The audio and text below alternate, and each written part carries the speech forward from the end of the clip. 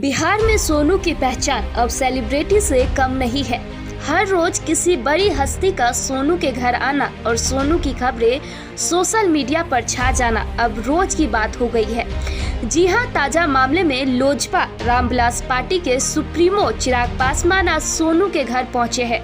क्या कुछ बात हुई सोनू और चिराग के बीच, जरा आप भी सुन लीजिए। पर सोनू कहीं ना कहीं प्रतीक बना है भैया, उन लाखों हजारों बिहार के बच्चों का जिनका भविष्य आज की तारीख में अंधकार में है।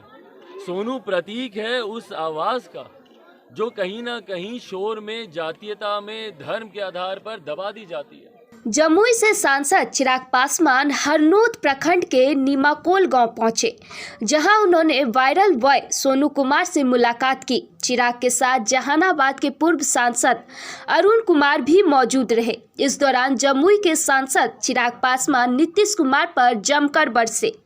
उन्होंने कहा कि सोनू मुख्यमंत्री नीतीश कुमार के सामने हाथ जोड़कर शिक्षा को लेकर गुहार लगाया, लेकिन अभी तक ना तो स्थानीय प्रशासन और ना ही बिहार के शिक्षा मंत्री सोनू के ऊपर कोई सुध लेने का काम किया है। बिहार के शिक्षा मंत्री को नीमाकोल गांव आना चाहिए था, लेकिन वे अभी तक नीमाकोल गांव नहीं पहुंचे। उन्होंने कहा कि सरकारी स्कूल की बदहाल शिक्षा को पटल पर लाने वाले सोनू कुमार के बदहाल स्कूल का निरीक्षण करना चाहिए था। तब शायद बिहार के शिक्षा मंत्री को यह पता चलता कि आखिर क्या वजह रही जो सोनू कुमार को अपने ही शिक्षा के हक के लिए नीतीश कुमार के सामने गिड़गिड़ाना पड़ा। अगर शिक्षा मंत्री सोनू कुमार के स्कूल का निरीक्षण करते तो संभव था सरकारी स्कूल की कुछ व्यवस्थाएं बेहतर होती। चिराग पासवान ने कहा कि जब बिहार के मुख्यमंत्री नीतीश कुमार के खुद पैतृक गांव कल्याण बिघा में शिक्षा का इतना बुरा हाल है तो पूरे बिहार प्रदेश का क्या होगा, यह सोचने की जरूरत है। जी के सामने अपनी बातों को रखा, पर अभी तक उसका समाधान नहीं हुआ। अभी तक अधिकारियों का तो एक तरफ, अभी तक शिक्षा मंत्री ने भी इसके ऊपर कोई तत्परता दिखाना जरूरी नहीं समझा। मुझे नहीं लगता कि शिक्षा मंत्री यहाँ पर आए भी हैं इनसे मिलने। भाई कम से कम आप आते, जिस विद्यालय की ये बात कर रहा हूँ उस विद्यालय का आप निरीक्षण करते, आप जाते, आप देखते, आपको समझ में आता कि भैया क्या समस्या है, क्यों एक छोटे से 11 साल 12 साल के बच्चे को मुख्यमंत्री के सामने आकर इस तरीके की गुहार लगानी पड़ी। शिक्षा मंत्री खुद आते तो संभवतः चीज़ें बेहतर होती। अभी पूरे गांव हम लोग घूमे, अगल बगल में यहाँ पासवान नगर भी है, वहाँ पर भी हम लोग गए जहाँ पर सोनू पढ़ाने जाता है। वहाँ पर शिक्षा के इतने बुरे हाल हैं, वहाँ के ग्रामीण शिक्षा को लेकर शिकायत कर रहे हैं। और ये सारी बातें सोचिए मुख्यमंत्री के अपने गृह जिले में, जहाँ से यहीं से मुझे लगता है 1.5-2 किलोमीटर की दूरी पर उनका अपना गाँव है। 2 किलोमीटर के रेडियस के गाँव में अगर इस तरीके की व्यवस्था चल रही है तो बाकी के प्रदेशों में क्या हाल हो रहा होगा इसका अंदाज़ा लगाना मुश्किल नहीं है।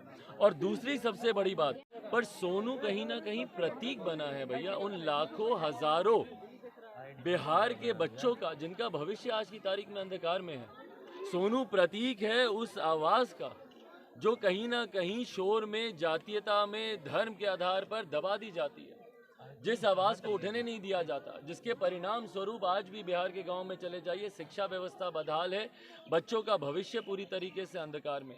तो सिर्फ एक सोनू की मदद करने से नहीं होगा। और कहीं ना कहीं सोनू ने भी जिस आवाज को उठाया है, सही मायनों में उस आवाज को सम्मान तभी मिलेगा जब बिहार के और बिहारियों की, बाकी बच्चों की व्यवस्था बेहतर होगी, उनको बेहतर पढ़ने के अवसर मिलेंगे, एक समान अवसर मिलेंगे। भले कोई अमीर का बच्चा हो, गरीब का बच्चा हो, सबको एक समान जब तक अवसर नहीं मिलेंगे शिक्षा के, तब तक नेताओं के आने जाने से भैया कुछ नहीं होने वाला। वायरल सोनू कहीं न कहीं बिहार के उन लाखों बिहार के बच्चों का प्रतीक बना है। लाखों का भविष्य अंधकार में है। सोनू ने जिस आवाज को उठाने का काम किया है, सही मायने में उस आवाज को सम्मान तब मिलेगा जब बिहार के बाकी बच्चों की शिक्षा व्यवस्था बेहतर होगी। जब तक बिहार के बच्चों को एक समान शिक्षा का अवसर नहीं मिलेगा, तब तक नेताओं के आने जाने से नीमाकोल गांव में कुछ खास नहीं होने वाला है। ब्यूरो रिपोर्ट, हल्ला बोल सच।